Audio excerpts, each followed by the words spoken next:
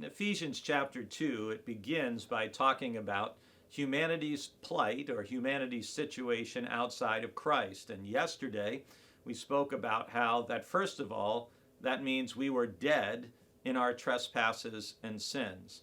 And then today in verse 3, it says, all of us once lived among them in the passions of our flesh, following the desires of our flesh and senses, and we were by nature children of wrath like everyone else. This doesn't sound like the most hopeful verse because it's not supposed to be. It's describing our human condition, and outside of Christ, Paul is saying that whether one is Jewish or whether one is a Gentile or a pagan, that we're in the same boat. We're all in the same boat. That because of our manner of living, because of the choices that we've made, because of how we have lived and behaved, we are guilty. We're guilty of sinning, we're guilty of selfishness, and as a result, we would be subject to God's judgment just like anyone else.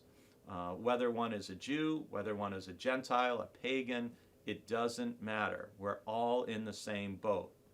Why is this important? Well, it's important for a couple reasons.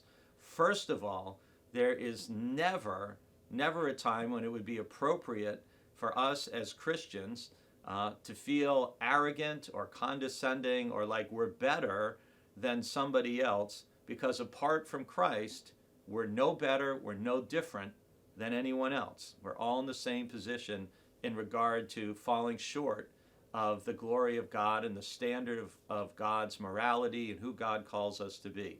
So there's never an excuse for that. And we see that Jesus spoke to that often, and particularly in that parable about the Pharisee and the man who went up to pray, and how the one man just beat his chest saying, Lord, be merciful to me, a sinner, and how the Pharisee was thanking God he wasn't like this other man he felt so beneath him. As Christians, as humans, we're in the same boat with everybody else apart from Christ. So that should keep us humble. And it should also give us an attitude of gratitude and of gratefulness as we're going to move into talking about in the coming days, because of God's intervention on our behalf. So, whenever you find yourself feeling superior to somebody else for any reason that has to do with our goodness, our morality, or our ethics, let that little prompt of the Holy Spirit remind you that apart from Christ, we're no better than anyone else. We all stand in need of God's grace.